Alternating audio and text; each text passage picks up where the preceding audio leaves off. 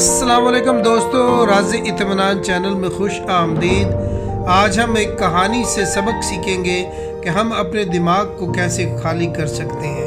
तो आइए कहानी को शुरू करते हैं। एक ज़माने की बात है कि पहाड़ों से घिरा हुआ एक छोटा सा गांव, जिसमें एक 24 साला नौजवान रहता था जिसका नाम मार्को था। मार्को बहुत बेचैन था। इसका दिमाग दिन भर के ख्यालात से भरा रहता था। मुख्तलिफ ख्यालात आते और जाते थे और इन ख्यालात ने इसे बेचैनी और थकावट का एहसास दिलाना शुरू कर दिया। वो हमेशा अपने माजी के बारे में उदास रहता था, मुस्तकबिल के बारे में बहुत फ़िक्रमंद रहता था। इन ख्यालात की वजह से इसका दिमाग तूफ़ान की तरह था और वो पुरसकून महसूस नहीं कर सकता था, अच्छी तरह सो भी नहीं सकता था और मुस्कुराना भी भूल जाता था। एक दिन मार्को ने पहाड़ों की दूसरी तरफ एक गांव के बारे में सुना। लोगों ने कहा वहाँ एक अक्लमंद बूढ़ा आदमी रहता है जो शहर में एक मशहूर माहिर नफ्सियात हुआ करता था। उसने अपनी ज़िंदगी में बहुत से लोगों की मदद की थी, उन्हें सिखाया था कि उनके ज़हनों में सुकून कैसे दिलाया जा सकता है। अब वो बूढ़ा हो चुका था।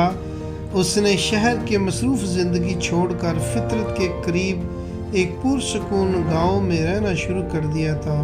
कभी कभी ज़ायरीन उसको मिलने जाते थे। मार्को उसके बारे में सुनकर मुतज्जस और पुरुमीद हो गया था। उसे फ़ैसला किया कि उसे ज़रूर उस बूढ़े शख्स को मिलना है जिसके बारे में उसने सोचा था। शायद ये अक्लमंद आदमी मुझे अमन की तलाश में मदद करे। कई दिनों के लंबे और थके हुए सफ़र के बाद मार्को उस गांव तक पहुंचा जहां वो बूढ़ा आदमी अपने घर में रहता था। बूढ़ा आदमी खामोशी से बैठा हुआ था, उसकी आंखें बंद थी और वो बहुत पुरसकून नज़र आ रहा था। मार्को उसके पास गया और नरमी से कहा, बुजुर्गों, मेरा दिमाग बहुत बेचैन है। मैं अपने दिमाग को सोचने से रोक नहीं सकता। अपने दिल में अमन चाहता हूँ, मेरी आप मदद करें। बूढ़े आदमी ने आहिस्ता आहिस्ता अपनी आंखें खोली और एक पुरसकून मुस्कुराहट दी और कहा, तो आप अमन की तलाश कर रहे हैं, आप मेरे साथ आए। तो वो मार्को को अपने सहन में ले गया और उसे एक काम करने को कहा। बूढ़े शख्स ने एक गिलास मुकम्मल तौर पर ऊपर तक पानी से भर दिया। गिलास इतना भरा हुआ था कि थोड़ा सा हिलाने से भी पानी गिर सकता था। उसने मार्को को गिलास दिया और कहा, यहाँ से उस गांव के किनारे तक चलो और फिर वापस आओ, लेकिन याद रखना पानी का एक कतरा भी इस गिलास से गिरना नहीं चाहिए। मार्को ने उस बूढ़े शख्स को ज़रा सी हैरत से देखा और उस चैलेंज को कबूल कर लिया। मार्को ने गिलास को एहतियात से पकड़ा और चलना शुरू कर दिया। सड़क तंग थी और मसरूफ़ थी। कुछ लोग चल रहे थे, कुछ लोग दौड़ रहे थे। दुकानदार ग्राहकों को फ़ोन पर बात कर रहे थे और कुछ कुत्ते भी भौंक रहे थे। लोग आते और जाते थे और मार्को को देख भी रहे थे, लेकिन मार्को की आंखें मुसलसल उस गिलास पर थीं। वो आहिस्ता आहिस्ता चलता रहा और एहतियात से कदम ब कदम लोगों से बचता हुआ आगे बढ़ता रहा, लेकिन किसी ने उसे परेशान नहीं किया। सभी लोग अपने अपने कामों में मसरूफ़ थे।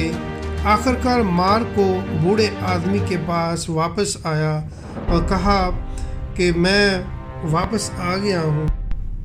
मार्को ने बूढ़े शख्स के पास वापस आकर कहा, मैंने पानी का एक कतरा भी गिरने नहीं दिया।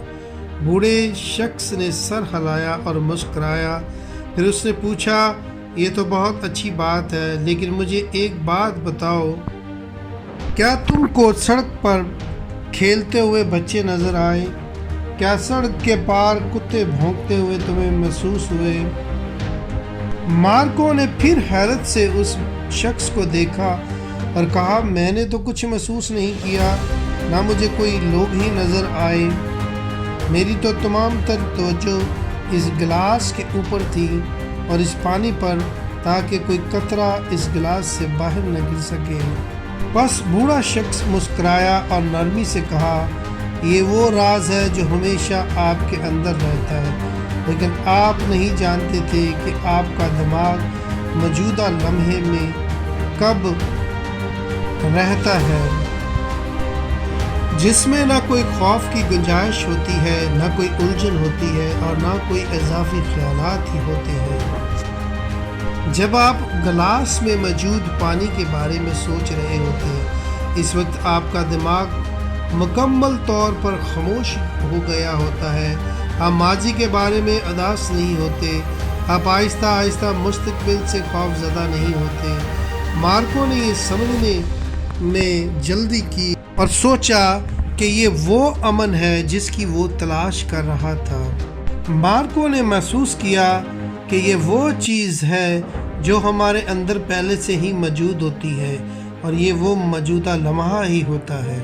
مارکو نے اپنا سر جھکا کر نرمی سے اس بوڑھے شخص کو جواب دیا، میں سمجھتا ہوں کہ اگر میں اپنے دماغ کو پرسکون کرنا چاہتا ہوں تو مجھے اپنے دماغ کو اس لمحے میں رکھنا چاہیے جس لمحے میں حقیقی امن ہوتا ہے۔ تو بوڑھا آدمی دوبارہ مسکراتا ہے۔ سورج غروب ہو رہا تھا، آخر روشنی نے زمین کو چھو لیا، پرندے اپنے اپنے گھونسلوں کو واپس اڑ رہے تھے، شام ہو گئی تھی۔ مارکو نے بوڑھے شخص سے اجازت لی اور اپنے گھر کی طرف واپس چلنا شروع کر دیا، لیکن اب وہ وہی بے چین نوجوان نہیں تھا جس نے اسے تبدیل کر دیا تھا۔ وہ اندر پرسکون تھا کیونکہ اب وہ جانتا تھا کہ دماغ کو کیسے روکنا ہے۔ دوستو، اگر یہ ویڈیو پسند آئی ہے تو اسے لائک کریں، شیئر کریں اور سبسکرائب کریں۔